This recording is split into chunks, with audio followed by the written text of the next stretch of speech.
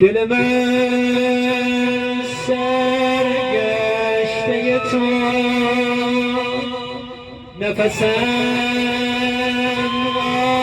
آغشته تو، به باغ رویام چو گلت بویم بر آبادینه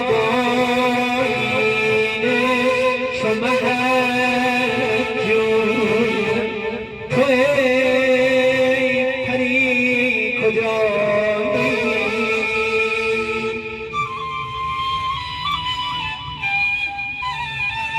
در این شب یلدا ز پیت جویم، به خواب و بیداری سخنت گویم.